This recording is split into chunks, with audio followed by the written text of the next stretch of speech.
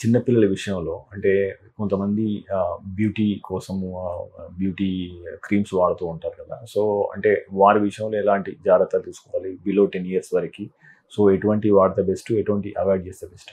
చిన్నపిల్లల్లో only moisturiser అండి. Moisturiser తప్ప వేరే బ్యూటీ క్రీమ్స్ కానీ ఏమీ వాడొద్దు. అందులో ఉన్న కెమికల్స్ లాంగ్ టర్మ్‌లో ఏం డ్యామేజ్ చేస్తాయి, వాళ్ళ స్కిన్‌ని సెన్సిటివ్ చేస్తాయా అనేది మనకు తెలీదు. సో, అందుకని మాయిశ్చరైజర్, ఎండలోకి బాగా వెళ్ళేటప్పుడు సన్‌స్క్రీన్.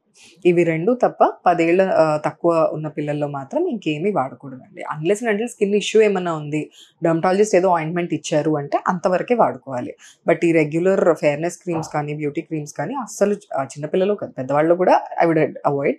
బట్ చిన్న పిల్లలు అస్సలు వాడొద్దండి. సో, ఇంకోటి మేడం యాక్చువల్‌గా యువతుల్లో కొంతమంది అన్‌వాంటెడ్ హెయిర్స్ అనేది కొంతమందిలో ఇబ్బందికరంగా మారుతుంది. సో, దాన్ని తొలగించడానికి పర్మనెంట్‌గా సో, ఎటువంటి చికిత్సా విధానాలు అందుబాటులో ఉన్నాయి? సో, ఈ అన్‌వాంటెడ్ హెయిర్ కూడా చాలా కారణాలుంటాయండి.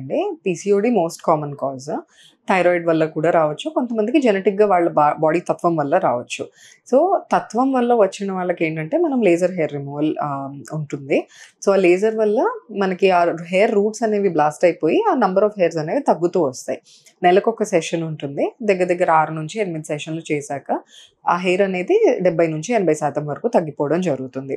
అది బాడీ మీద ఎక్కడైనా కావచ్చు. బట్ ఈ పీసీఓడీ ఆర్ థైరాయిడ్ ఉన్న వాళ్ళలో ఏంటంటే హార్మోన్స్ అనేవి ఇంబాలెన్స్ ఉన్నంత వరకు మనం లేజర్ చేసినా మళ్ళీ అది వస్తూ ఉంటుంది. సో, ఫస్ట్ మనం అది ట్రీట్ చేసుకొని అప్పుడు లేజర్‌కి వెళ్తామండి. డాక్టర్ గారు అంటే ఈ మధ్య చాలా మందికి పర్మనెంట్ మేకప్ అని చెప్పేసి చేయించుకుంటున్నారు కదా! సో, అంటే అది మంచిదేనా? చేయించుకునేటప్పుడు ఎటువంటి జాగ్రత్తలు పాటించాలి? అనే అంశం మీద కొద్దిగా అవగాహన కల్పిస్తారు. So, permanent makeup is like superficial tattooing అండి. ఆ పిగ్మెంట్ మనం స్కిన్‌లోకి పెడుతూ ఉంటాము. సో, ఒక సంవత్సరంన్నర పాటు అది మీ ఐబ్రోస్ బ్యూటిఫుల్‌గా కనిపించడం కానీ, ఆర్ లిప్‌కి మేకప్ ఏసినట్టు కనిపించడం కానీ ఉంటుంది. ప్రాపర్ పర్సన్ హైజీనిక్‌గా చేసి వాళ్ళ టెక్నిక్ బావుంటే you can get it done అండి. జస్ట్ టెక్నిక్ బాగోకుంటే స్కారింగ్ అయ్యే ఛాన్స్ ఉంటుంది. ఆర్ మీ స్కిన్‌కి ఆ పిగ్మెంట్ పడకపోతే సివియర్ అలర్జిక్ రియాక్షన్స్ వచ్చే ఛాన్స్ ఉంటుంది. సో, అది ఒక క్వాలిఫైడ్ పర్సన్ దగ్గరికెళ్ళి ముందరే ఇవన్నీ డిస్కస్ చేసుకొని అప్పుడు దానికి వెళ్ళడం ఓకే. చెయ్యొద్దు అని కాదు. బట్ ఇవన్నీ ముందరే డిస్కస్ చేసుకొని అప్పుడు యూ కెన్ గో అహెడ్ అండి. మేడం కౌమార దశకొచ్చిన తర్వాత పింపుల్స్ అనేటివి మొటిమలనేవి వస్తూ ఉంటాయి కదా! సో, ఇవి సాధారణమేనా? ఎప్పుడు మొటిమల విషయంలో యువతులు జాగ్రత్త పడాలి లేదా డాక్టర్‌ని సంప్రదించాలి? సో, ప్యూబర్టల్ ఏజ్ అంటే ఈ 13 ఈ మధ్యన టీన్స్ వరకు కూడా కాదండి. 10, 11 నుంచే చూస్తున్నాము పింపుల్స్.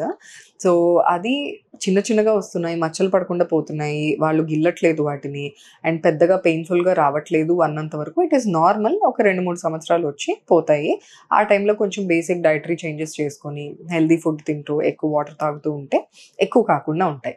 బట్ ఎప్పుడైతే మీకు సివియర్‌గా రెడ్ ఇన్‌ఫ్లమేటరీగా పెద్దగా వస్తున్నాయి, బాగా పస్ ఫిల్డ్‌గా వస్తున్నాయి, ఆర్ అవి పోతున్నప్పుడు మచ్చలు కానీ, గుంటలు కానీ లీవ్ చేస్తున్నాయి అంటే గనక యాజ్ ఎర్లీ యాజ్ పాసిబుల్ మనం ట్రీట్మెంట్ స్టార్ట్ చేయాలండి. ట్రీట్మెంట్‌లో కూడా ఫస్ట్ క్రీమ్స్ ఇస్తాము, డైటరీ చేంజెస్ చెప్తాము. దాంతో చాలా వరకు బెటర్ అవుతుంది.